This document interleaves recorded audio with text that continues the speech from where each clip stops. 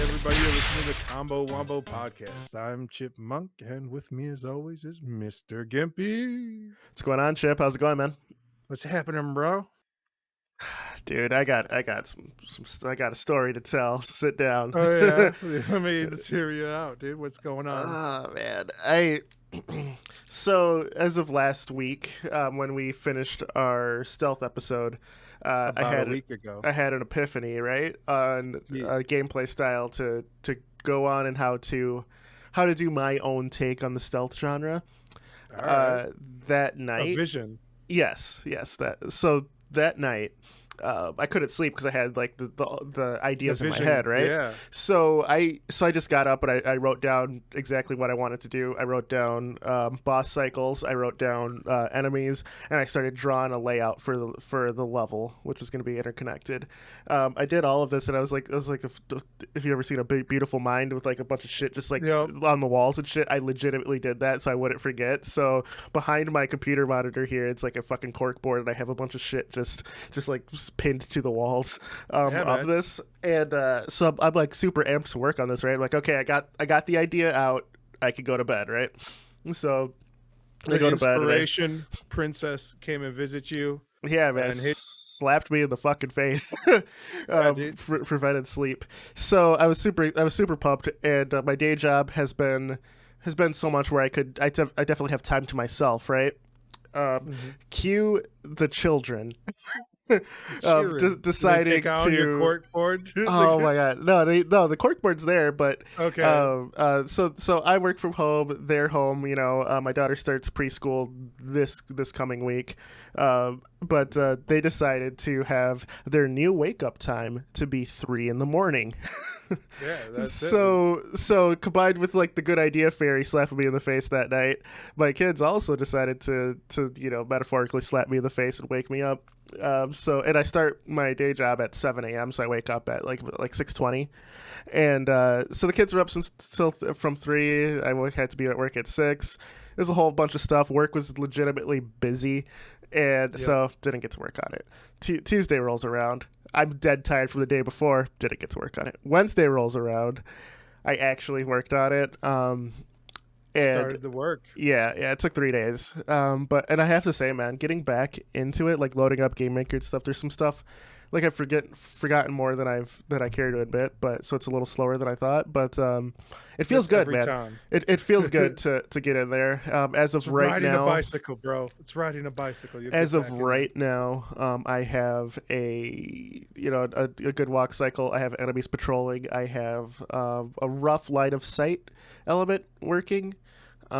So definite groundwork's there, and just to give myself some motivation on this project and things like that, I will say our first episodic release in October, I will just do another progress report for it. You know, That's soon, man. yeah. I just want to set deadlines for myself because whatever Okay, yeah. we've discussed before on the Game Jam episode, what motivated me prior was deadlines. So this is a project that Yep. I had an epiphany I'm working on by myself that I feel if I set myself a deadline and I announce it here, I have you to keep me in check. I have our wonderful subscribers and followers to keep me in Yeah, check. everybody out there listening. Getting it done, not getting it done, everyone, I'll be held accountable, right? So I'm announcing it Yeah, here. dude. The Working on pitchforks this will come stealth out, game. dude. They'll be like, "Where is the game?" Yeah, and it's not going to be something like huge, It's going to be definitely a smaller bite, but this is just kind of an example for what we spoke about on stealth and what I personally enjoy on it and how I would take it. So, fun announcement, but real life gets in the way. Yeah, I've definitely been listening to more people about like productivity and like talking about like art and like the artistic path, and everyone's always like, you have to have like a self deadline, otherwise like it's just not going to get done. You're going to keep pushing it. Like that's kind of what happened with me with like my game, where I'm like, Yeah. I have no deadline, so I'm like, I'll deal with this whenever. And like, what is it, like the number one vacation spot for adults is Someday I'll. Yes. Where it's like, yeah, someday I'll do that. It's the island of someday, man. It's it's all the hopes and dreams are out there, just adrift in the ocean of procrastination. Yeah, Uh, dude. yeah, man, it's tough. Like, uh, there's nobody like really holding you accountable, like when it's like a self project, when there's like no, and it also seems like that there's something about being motivated, having goals, and like something you're trying to accomplish. That's exactly when everybody else starts trying to take your time from you. It is Yes. crazy. It's like without like as soon as like I start like I started playing Overwatch this week where I was like, oh, I'm gonna try and stream some Overwatch on YouTube. This will be fun. And as soon as I started doing that, like everybody started hitting me up, like, "Hey man, what are you up to? What's going on? Are you trying to play like this other game?" I'm like, "No, man, I'm streaming right now." And they're like, oh, what's going on with the like can you do this? Can you do that? Like I had spent all of yesterday helping my brother shovel dirt, dude. He was like, he called me up, he was like, yeah, I need some help. The water's draining into my foundation. I need to get some dirt down here to get like a nice grade away from the house. And I was like, I guess I can help you. I was like, how long do you think it's gonna take? He's like, oh, like 3 hours. We spent 6 hours on this shoveling dirt out in the outside in the Right. whatever the heat. Uh and like we only got like halfway done. So I don't know, Shit. man. I think there's like scope and feature creep in real life as well, but like, but not never. Like, did he like tell me about this leading up to it? He was just like hitting up everybody. I think you said he called you up. He was like, "Hey man, can you help me?" You're like, "No." You said you laughed at his Nah, bro. face. Nah, bro. Nah, bro. No, it's. I mean, I don't mind helping. It's just Yeah, like yeah, it's not gonna. It's like I don't Labor know. Day weekend, right? Like it's just, I know me, right? And plus the kids and whatnot. I'm already dead. I'm trying to do stuff. It's Yeah, it's also rough. weird too. Like I feel like the older we get, like the less we just call up to like hang out, and it's more like we gotta do something. Like there's like some sort of project or some other thing where it's like, Yeah, oh, it's gonna be some sort of event picnic now. We can't just all just just chill. stop by and chill. Yeah, It's because your time is more valuable than just sitting around doing nothing when you can sit around do nothing at home, right? yeah. I It's like yeah, I feel like maybe I should do like a talk on sitting around uh, doing nothing. no, being a parent and Uh, trying to game and trying to do game no, dev. nobody You wants see to what I hear mean? that. No one does want to hear it, right? It's awful. It's awful. No, it's You're either dealing with it or you're not. yeah, yeah. You gotta It's get just those kids addicted to games as soon as possible. Start putting the handhelds in there. yeah. Get them on the retro games. Right, right. I know my I think I've shared this before. My daughter and I have been playing through old school RPGs to teach her with like reading and stuff, and we read books and I'll show her comic books and stuff too as like a treat, right? Games have been like the step up of a treat from the comic books. So behind me, actually, for those of you who watch on YouTube, there's a Master Chief helmet that it's a Mega Construct set that my daughter and I built the other day. So You I built was it pretty happy together. with that. Yeah, It was yeah. So something you wanted to do, but then you got yeah, free no, child she labor. loves puzzles, right? So she loves like standard puzzles. So it's like, well, Yeah, this is a 3D puzzle, and she's 4. The box said 8 and up, and it definitely was 8 and up. But she sat there with me the entire time. We did it together, so it was very fun. So I have a yeah, little something to show for it, and she was very proud because that was definitely her biggest puzzle she's ever done, of 400 pieces, also in 3 dimensions. So that's huge. So it was good stuff, man. yeah, man. It's really helping spark creativity, and I feel like even like when I was over at the professors, like hanging out with like my nephews, like they're being like children and like Yeah, just throwing out random ideas, and like I could see like my bro and his wife kind of like look at each other like, oh great, and I'm like, this is amazing. Like this is before society beats that out of you, like being like imaginative and just like throwing out random stuff. Like right. before it was like, hey, stop that. Like, you can't just go around make pretending all day. And it's like, nah, it's perfect. Like, why not do that? Like when you have no obligations, you don't have to worry about you know, money and your time and everybody bugging you about stuff, dude, or video games. Like Right. Well, that's the it's thing too. Like I feel those who create have not had that beaten out of them by society. Like the yeah, vast majority of adults who have kind of lost their inner child. Yeah, and you can tell these people. They're a lot grumpier in life. Their interests revolve around work. It's like yeah, it's like I met an accountant before who had no hobbies other than like doing accountant based stuff, and I was just like, do you Half not like our watch listener sports or base do is anything, right? accountants, bro. Yeah, no. I mean, it's just an example because this is a real life person, right?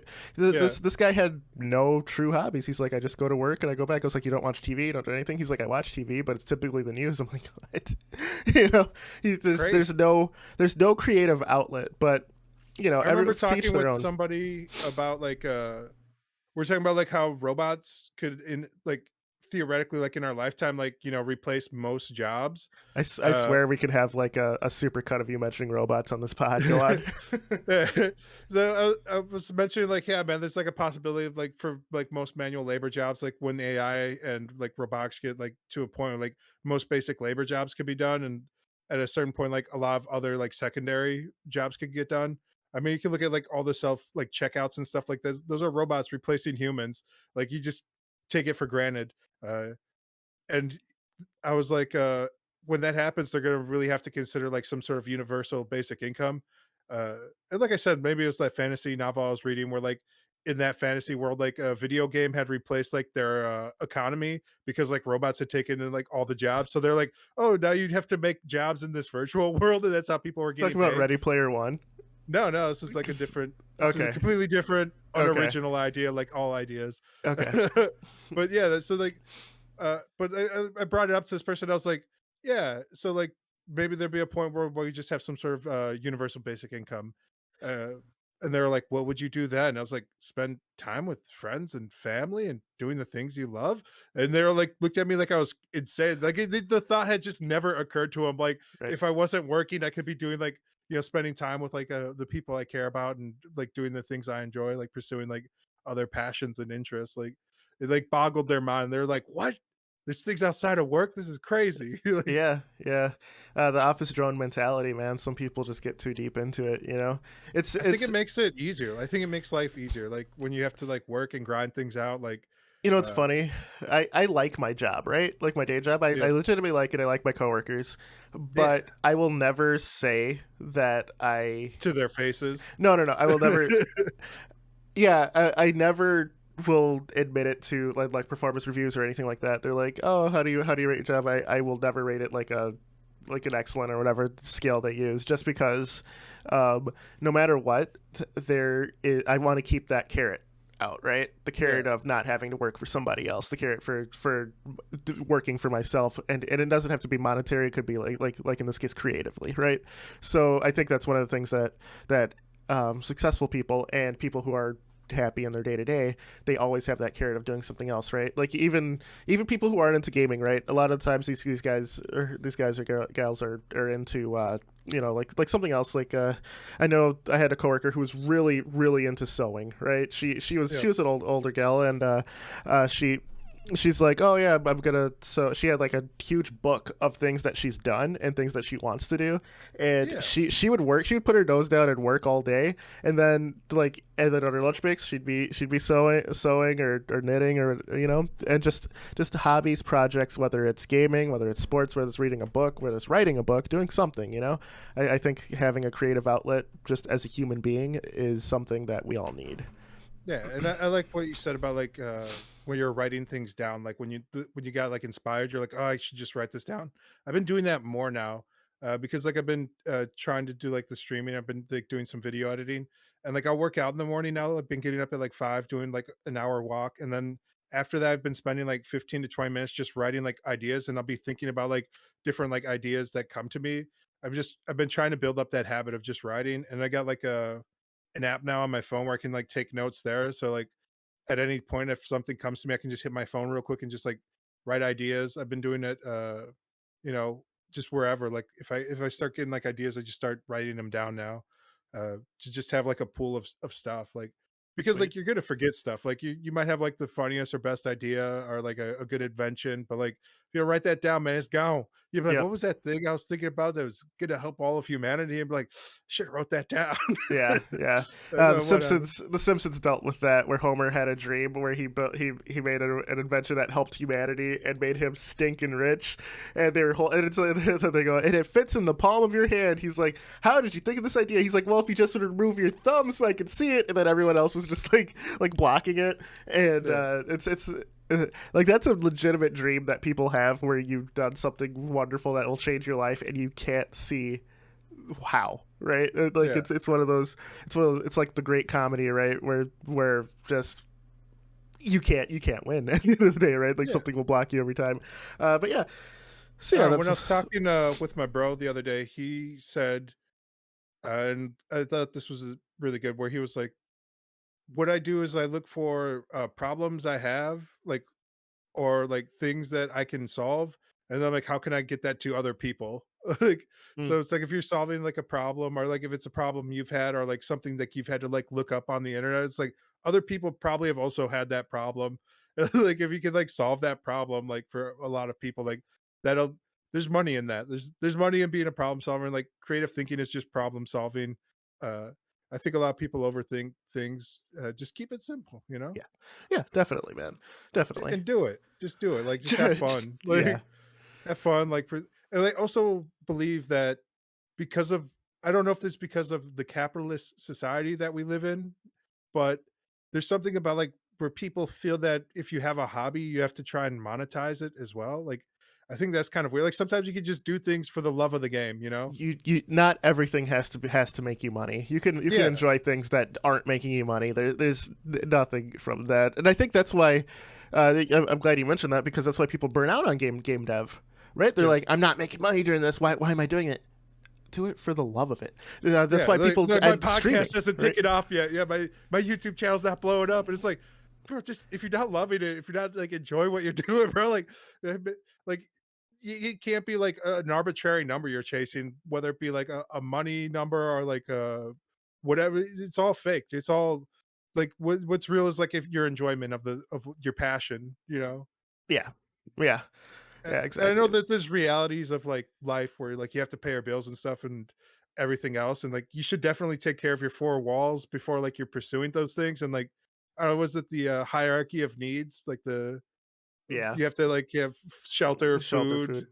Yeah, like get Mm, make sure you're taking care of those things. Like I know people are freaking out on like Twitch streamers and stuff too, where like they're saying like you know, some people were like begging for donations and they're like, you know, like you can't afford to give me like $2. You probably shouldn't be watching this. Oh yeah, see that? Yeah.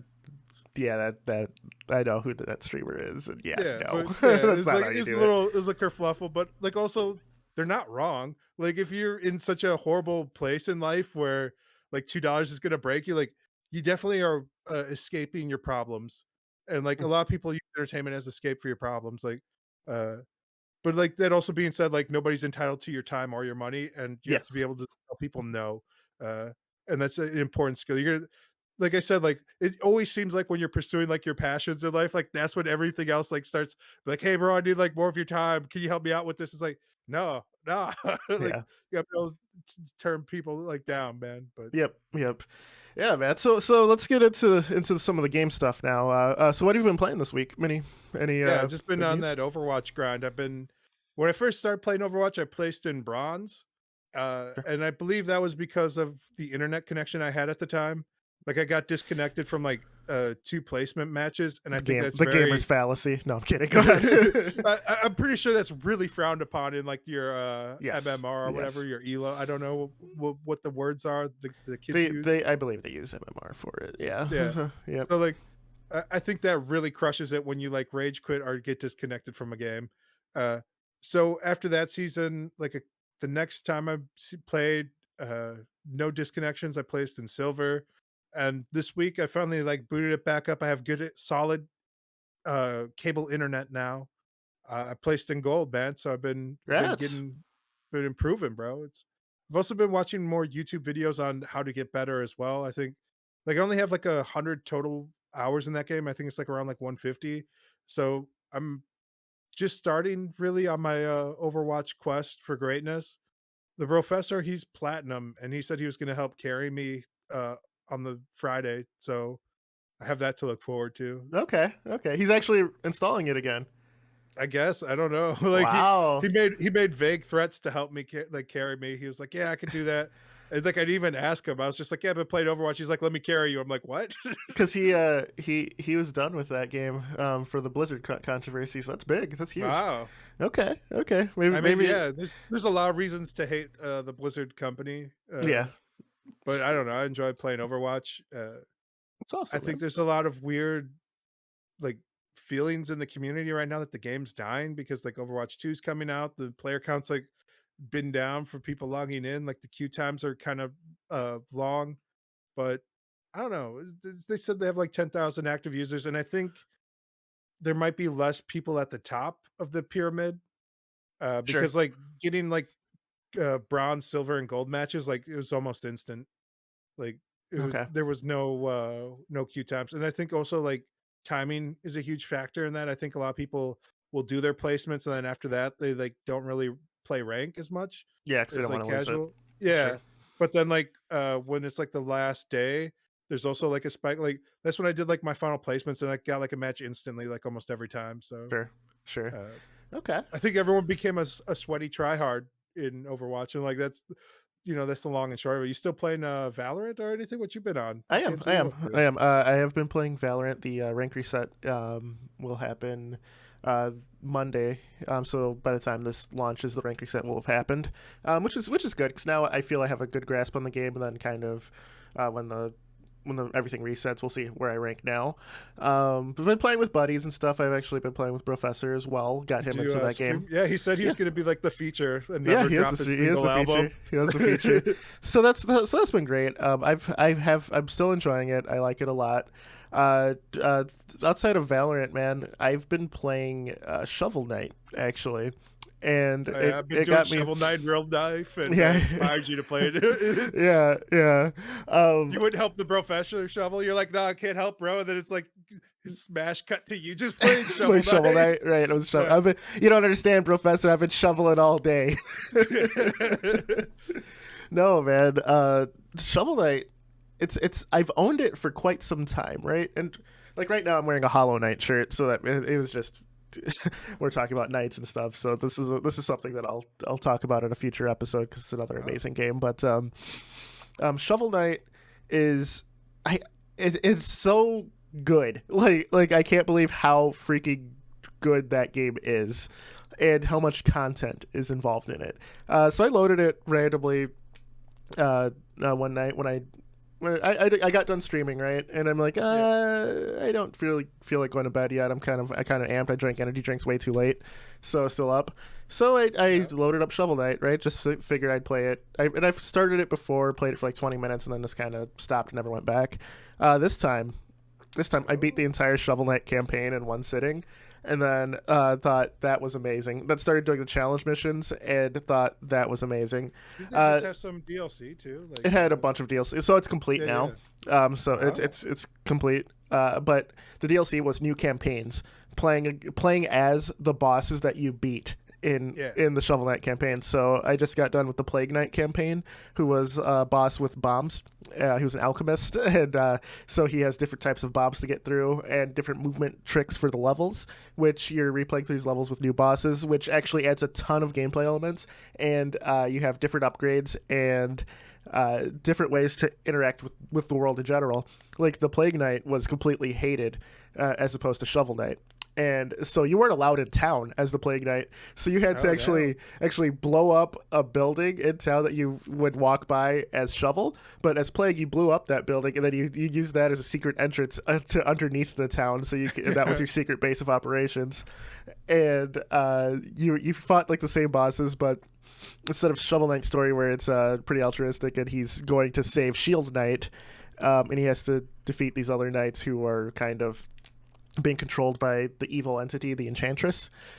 Plague Knight is basically beating the shit out of the other knights for his own purposes of Yeah.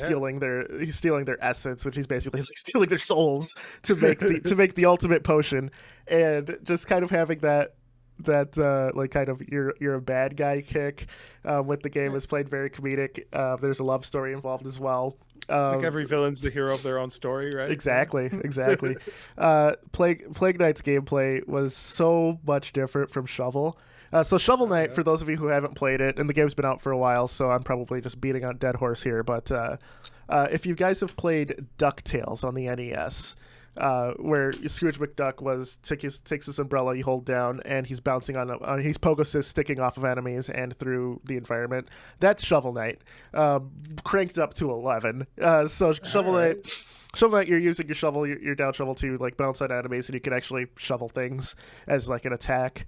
But you're doing it wrong if you're doing it that way. You have so many movement options with the pogo stick where you could like break chunks of the level and then bounce off the piece that you broke for like enhanced movement. It's so freaking satisfying, especially when you're doing the challenge missions after you beat the game.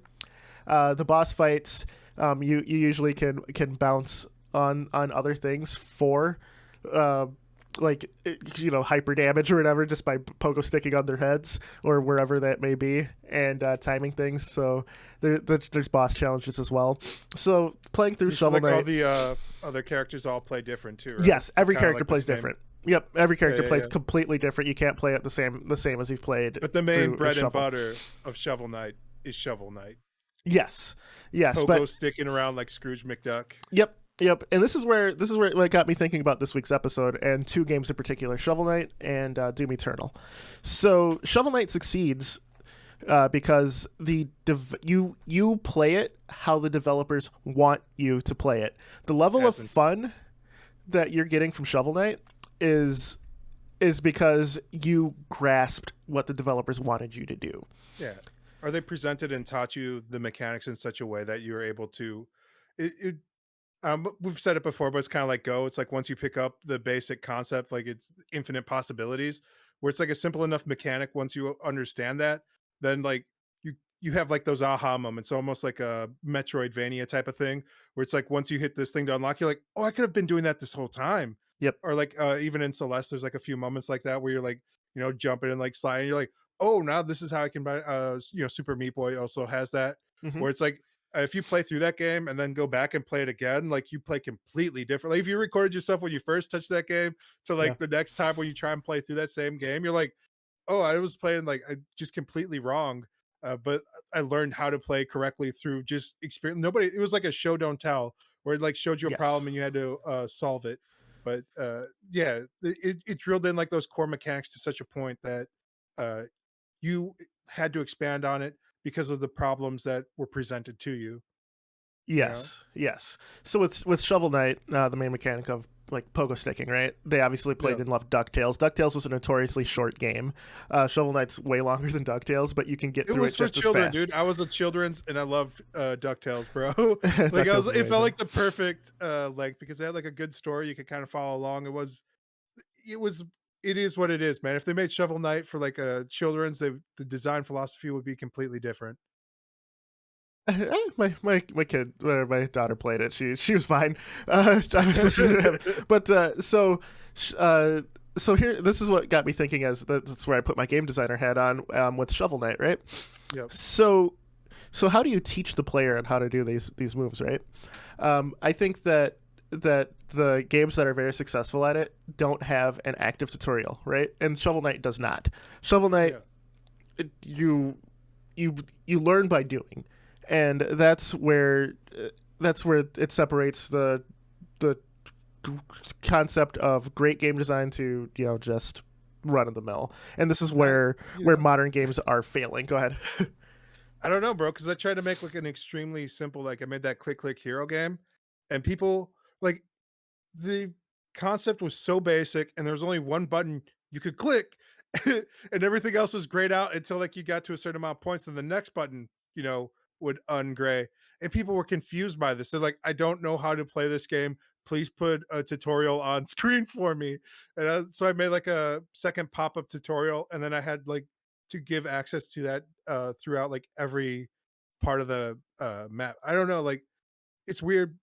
It's weird because like if you're doing something so different that hasn't been seen before, you have to kind of explain, like you have to hold people's hands to it.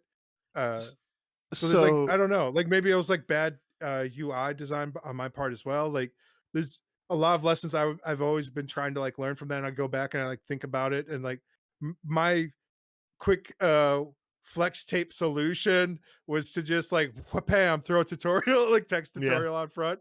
yeah. I was like, got a leaky boat, wham, text tutorial. It's definitely lazy, but effective. Like nobody complained about like not knowing how to play after that. So Shovel Knight does it if you get like a new ability. It just says like hit up and X to use it. So you'd have to try it out right there, and there's a little description as well. So like in your case for Click Click Hero, I think you, like whenever you unlock the next tier, just like pause the game for a quick second if it's their first playthrough, just like circle that, go, you can now use this, and then a little text blurb, but then just keep going. Yep. So and Shovel Knight kind of does it that way, where it's non-intrusive. It doesn't get in the way of me playing the game. And Shovel Knight, whenever you get a new item, enemies appear on screen where you have to use the item, so you know how it works. There's like this horn that you get that clears enemies all around you in a 360-degree radius. As soon as you get that, enemies fly in from all sides. So you either get hit, or you could use that horn to clear the enemies and go on safely. So things like that are where you're teaching the player immediately to etch that into their minds. Mega So Man. Go ahead. you brought up Doom Eternal, and I felt like Mm-hmm. it was the opposite of that, where it's Oh like yeah, it's it not, and I'm gonna shows get you to it. it. I felt like in that game it showed me the mechanics, like how to do it, and then it actively punished me for trying to play any other way than what they want you to do, and that was not But- fun for me. so, well, just to clear it up, you're talking about Doom Eternal, not Doom 2016, correct? I don't know, man. Whatever. The one where you have to finish everybody with the uppercuts. That's both. Both of them have similarities, but both of them play completely different.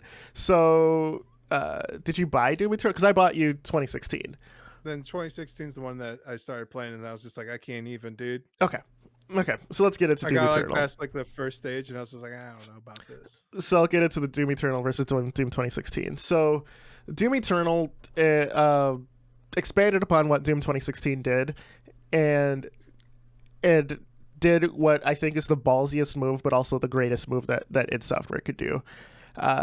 Doom 2016, when you played that game, the ammo pickups were scarce, but you had random enemies walking around, like the imps and the zombies that were walking ammo and walking health crates, right? So you're fighting your way through this level. You're using whatever weapon you have on hand. You're low on ammo. You chainsaw a guy to get a bunch of ammo back. You light a guy on fire to get your armor back. You melee a guy to get your health back. And you do these glory kill animations for it. That was amazing. You don't have to litter the level with ammo. You can just get shit back yourself by actively playing the game. It forces you to shoot a guy you have to kill to get what you want to kill further, right? The thing with Doom 2016 is you could play through that game with one weapon. And this is where Doom Eternal switches things up. And Doom 2016, Chip, when you're playing it, it's better if you switch weapons consistently and keep going. The game expands itself so much, and the movement expands itself so much, where if you are constantly on the move with that game, there's even a weapon where you have to be moving to shoot that weapon. That is a subtle gameplay hint that get your ass moving. Always move. And always be moving. And the people, and I've talked to someone else who also did it, had trouble with Doom 2016, and I'm still telling you, just fucking play through that game. It's so fucking good that once it clicks. Named Chips? No. Once it clicks, you cannot go back. And Doom, like I prefer Doom 2016, and I will tell you why when I'm done explaining why Doom Eternal does everything 2016 did, but better. So, Doom 2016 you could play through with one weapon. You'd be fine. There's a very popular YouTube video of a guy playing through with a pistol. And what's the big problem with first person shooters, Chip? Once you get a new weapon, right? Do you use your old weapons in a lot of games? Unless you don't have ammo for anything, do you use your pistol ever again? It depends on the pistol, man. Like that Halo 1 pistol, dude. I'd switch to that all the time, but never. The pistol's absolute trash. Right. Even, in any situation. Like it almost feels like a punishment to have a pistol like in a game at this point. Just give people Yep. the big guns, bring Yep. them to the gun show, like, or come up with like new creative things. Like there's so many. So It's the possibility space. So here is the genius of Doom Eternal. The developer literally looks at you as a player as soon as the game starts, gives you the middle finger, and says, "Fuck you! You're playing it my way." Yeah. So they got rid of the pistol. You start off with like the standard shotgun, right? It introduces itself, but you have to do glory kills. You have to, you're using your shotgun, and then once Caco Demon, the enemy who's like a big head with a giant mouth and shoots orbs from its mouth, comes into play. A little quick tutorial goes, you can kill these easily by shooting a grenade into its mouth. It blows up, and then you quick glory kill it. I've That's only saved the world once before. I'm gonna need a shotgun now and infinite ammo. now Let's go. now Let's that's do it. using the base shotgun. You get the super shotgun later, which you'd think that, okay, why would I use the base shotgun because I have to shoot super shotgun.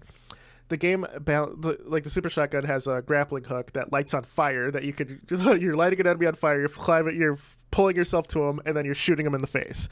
Right? You think that'd be more effective? No, because the game floods you with enemies, and it gives you so little ammo. Where through every single encounter, if you stand still, you're dead. If you don't switch weapons, you're dead. So. Seems like they gave the producers of this game like the movie Army of Darkness and then locked them in a room with Adderall and they're like, come up with the game. Figure it out.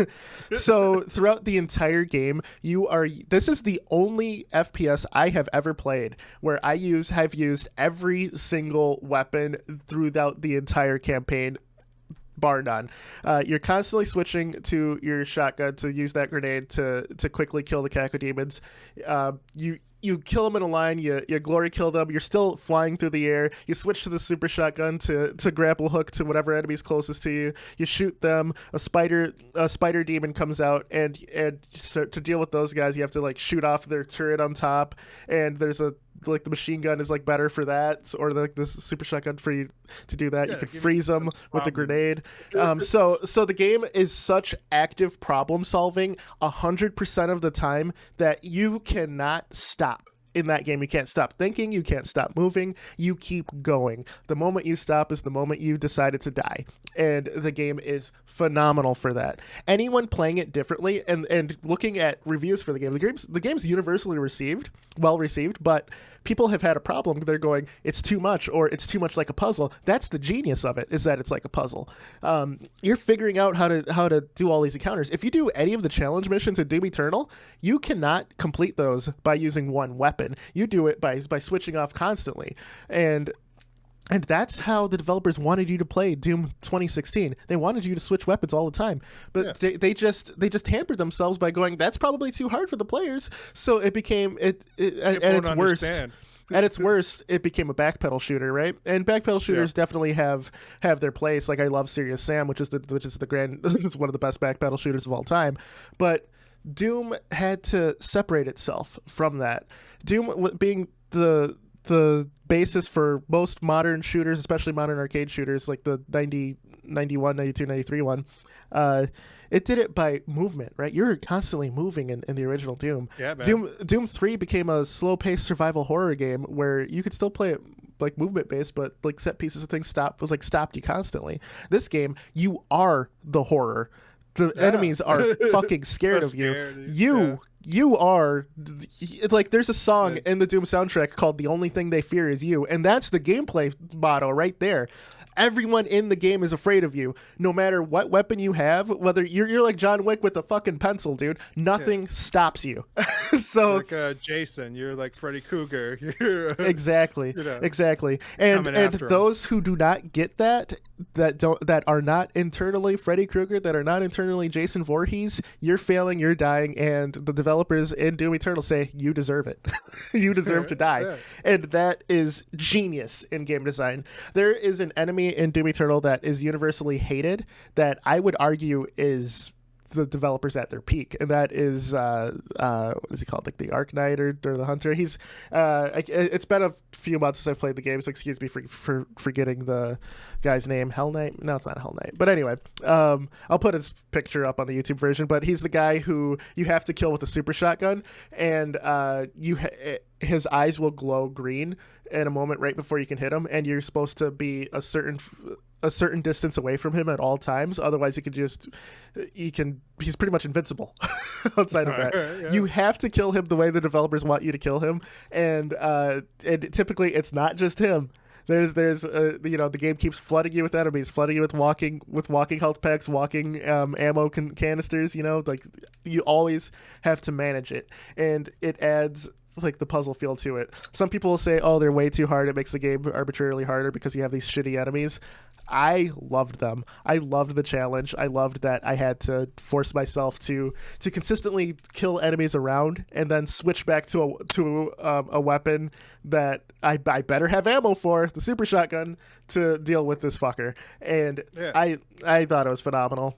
It's like you The said, it's DLC, forcing gamers to step out of their comfort zone where it's like, yes, once you pick up anything other than the pistol, you're never really touching that pistol again. Like there's yes, like a lot of favoritisms too, where you're like, oh, I want just this gun.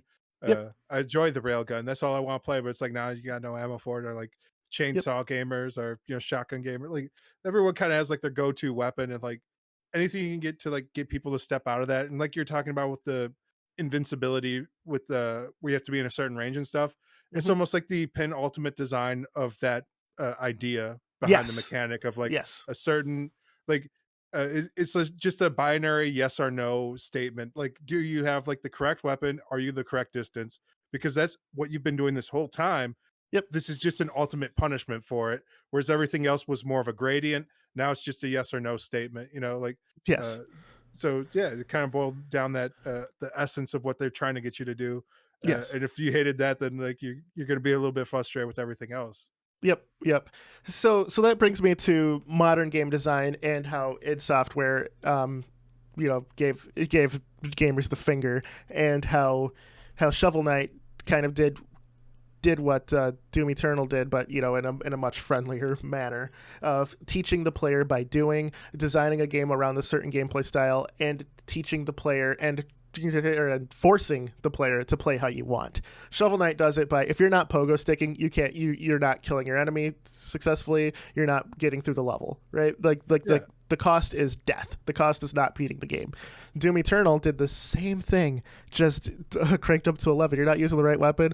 Yep, fuck it, you're dead. I don't care. The game goes, I don't care. You are dead, yeah, which was a masterclass. And the final battle in Doom Eternal, the final DLC, you're basically doing that same fight that I just mentioned, just on a larger scale to like the penultimate demon boss. yeah. So it's, I would argue that Doom Eternal it's the modern example of you can agree with the gameplay being good or bad. You can form that opinion, and you have your right to. But I would say it is the best modern example of what's it say, actively like, I can't think of the You're word right just now. building right up to it. Then you're like, I know, I know, I know. right at the Uh, finish line, bro. You fumbled. there's a definite. So, uh, It's gone, bro. Let it yeah, go. yeah, I can't think of it now. Damn. Just be free It, of it, bro. it would have been really good too. You guys, it It would would have have been been the quoted. uppercut. It would have been the It'd have Socrates of been a video game of video game journalism. pods. Yeah, Yeah, but you would have. It's an idea of how to present your game and how you want to play it perfectly. There's no other way to play Doom Eternal, and that's what developers wanted. That's how it is. Like, you watch yeah, speedrun videos of people going, I never thought of that. I never thought the player could do this, right? Doom Eternal, they don't want you to do that, and they're actively fighting against it. yeah. I think that is okay. That's the word. Perfect execution. That game is perfectly executed to what the developers wanted to do, Yeah. and It really with, goes back to like those old school arcade designs of like you're setting people up where it's like there's only one way to really play like Pac-Man or Galaga or Breakout. It is a simple mechanic that you have to execute, and when you fail, like the game punishes you by taking more of your money. So yes, like uh and like video game designers have really struggled with that concept from the arcade from the jump where they're like, okay, now that people have home consoles, how do we make this fun? Like how do we pull like if we're not getting money from them actively, like how do we like start telling a story with this? Like a character can't be that one dimensional anymore. And now I feel like we're finally getting back to like, okay, we can tell a brilliant story, but how do we get back to like a fundamental good core design that is an intriguing loop that like has a lot more thought behind it than like zombies coming at them or like like just basic stuff like there's a lot of just generic shooters on the market and Hmm. Doom really stands out like above that. There's a lot of generic platformers on the market, and that's why like Shovel Knight stands out above that, where it's like people are like, oh yeah, I just want to make like a quick thing where it's like just try and tell a great story and then also like have a great like gameplay loop. And I know that's easy to say, but it's like good to try and reverse engineer like what they're doing. Like we said, where it's like uh you can have like a binary decision and then like you build a gradient of decisions around that mechanic.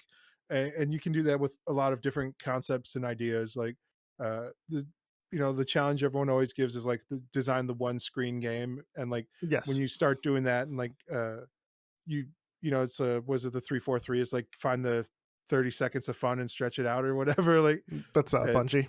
Bungie, yeah. So I don't know. There's definitely like a lot of design philosophy that's now finally getting back into our games.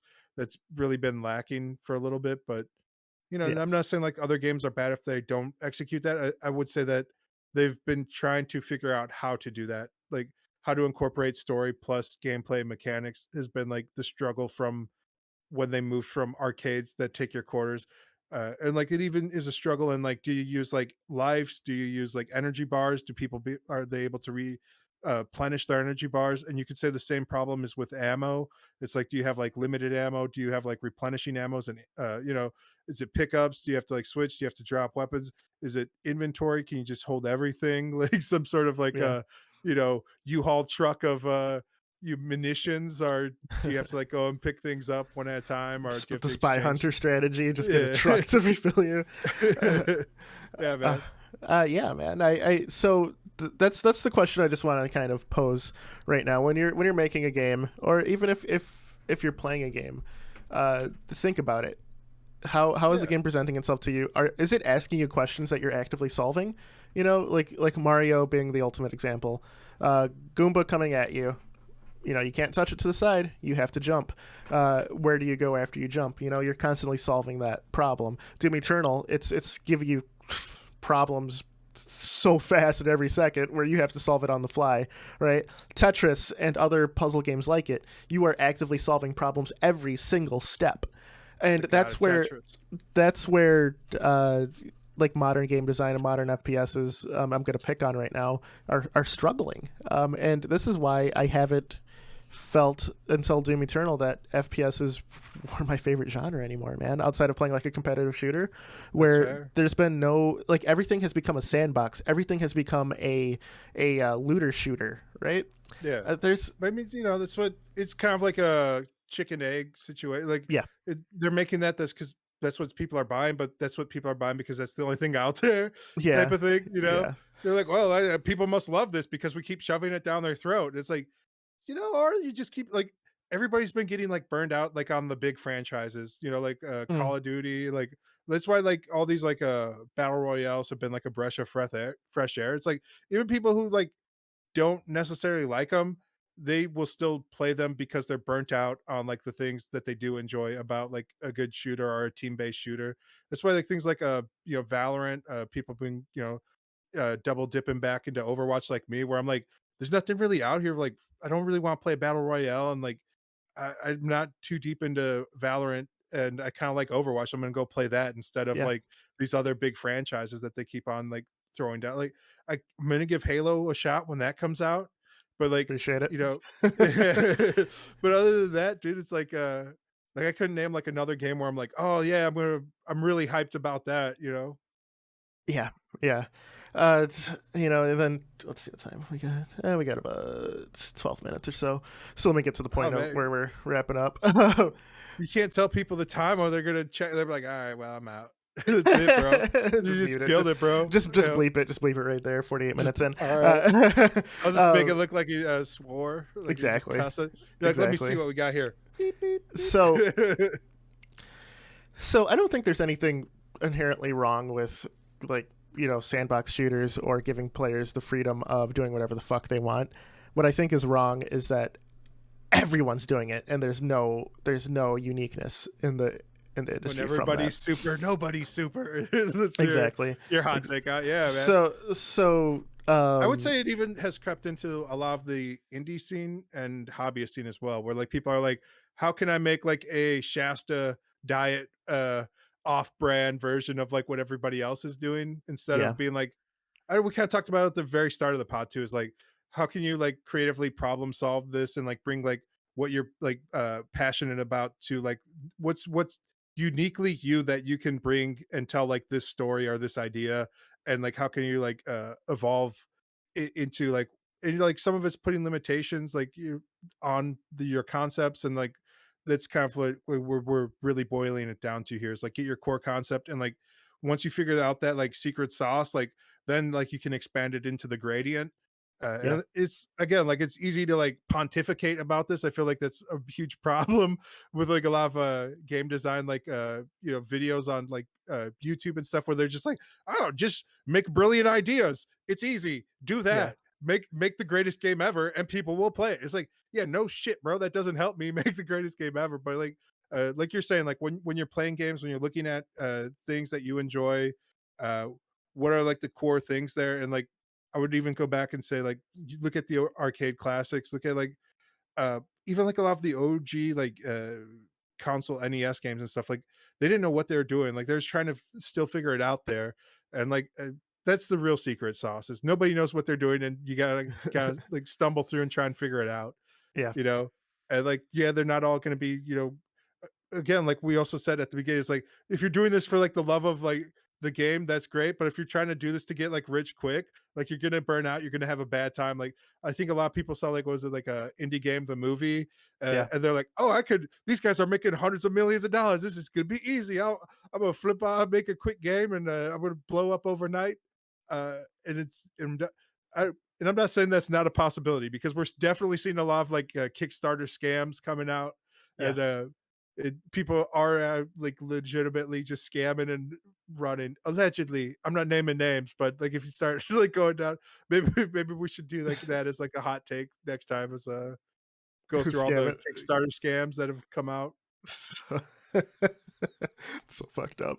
Um, yeah, Oh man. yeah, So, we've said too on this pod is like I would never like buy like never don't pre-order games, don't buy DLC, don't buy things on Kickstarter, like buy a final product, and it's because like you have enough information. Like I don't know, that's do your due diligence as a consumer, and I feel like most people don't do that. They want other entities to protect them. They're like, how come these people aren't protecting me from myself? And it's like, bro, you couldn't tell that was a scam. You can see like all the yeah, telltale signs.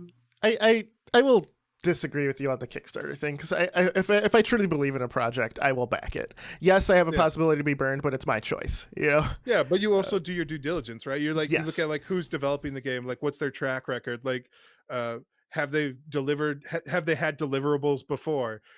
Do they have the capital to see this through? Is it like a realistic budget? Like do they have like Yeah. facilities for this?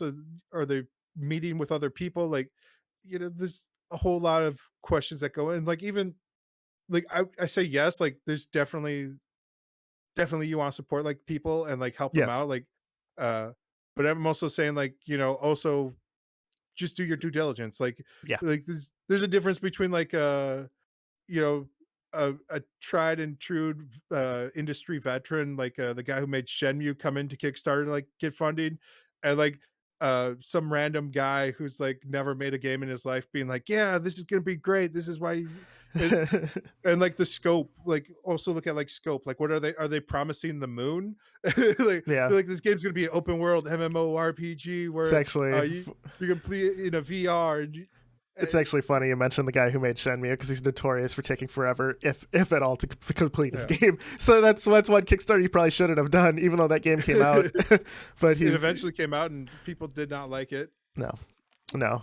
That's I own it. I haven't played it. I just I It should have just been a book, man. Like he sounded like he wanted to write like a 10-part book series on it, and I'm like, bro, you should have just did that. You should just be like, here's the definitive edition of Shamu. It's like these book series, like, uh, but yeah, it, his heart was in the right place.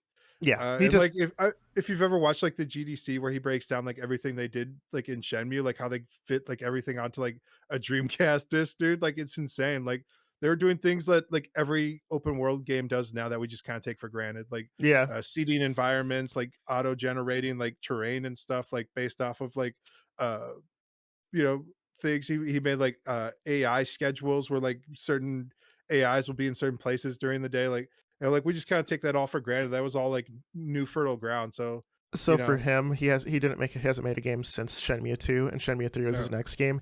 The big it problem with shows. Shenmue 3 is that it shows, right? The gameplay of Shenmue 3 hasn't changed from 2000, Yeah, and that's the big problem because we've had so many different advancements on it. So just to kind of wrap up the pod today, I just want to say that if you're making games, get your core gameplay concept down, and make a keep schedule. bringing it up every single time you do something. Go, Yeah, if you make a new attack, go, is this part of my gameplay concept? Is this part of the design that I want to go for? The what separates the good games from the great games are games that know what they are and embrace it. You could it there's definitely exceptions to the rule, but for the most part, like I'm using Doom Eternal as the example, it knows what it like. Doom 2016 was a half step, and I like Doom 2016 better than Eternal because it hit more of the classic Doom feel, and I was looking for nostalgia. But Doom Eternal, hit you in the feels. the Doom Eternal, I will iterate that it is the better game It hit from a different. pure gameplay and game design standard. So I have to say, just core game design principles, stick to it, keep asking yourself that every new thing you add, ask yourself, does this go with the game design and the game concept that I created? Yeah. So yeah, anything, Chip, to kind of close this out No, on? like I think we covered it all, man. Like have fun doing what you do, and don't burn out. Try and keep a schedule. Try and stay healthy. Like, uh, don't be afraid of failure as well. That's okay. It's okay to like walk away from things. Like if it's not working out with your game, just be like, all right, this one's done. Sometimes you burn the cookies, man. You left them in the oven a little bit too long, uh, and other times they come out a little bit pre like also like yeah, don't be like afraid to just finish and launch as well. Like there's nothing wrong with like a half baked cookie. Like and you could finish up that concept later on. Be like, all right, you know what this needed is just a little extra time, but like I have the base ingredients now figured out, and like I just had to figure out the timing on everything else. And like also it's tough when you're in a tunnel when you half big idea, like at least you're going to get some sort of feedback on it. And then that'll help you like again like even like for like a simple game like I made where I was like I didn't realize that this would be a problem and I had to go back add a tutorial and put it back out, like Yeah, just little things like that where it's like oh I this seems so easy to me but like you're in the thick of it and you don't you can't see the forest from the trees. yeah. So yeah, don't, just have fun, do what you enjoy, and stay humble. The old Kendrick Lamar. Like, Stay subscribe, up. follow, tell 5 of your friends to tell 5 of their friends about the pod. Exactly. We out here. We out, guys. Take care. Peace.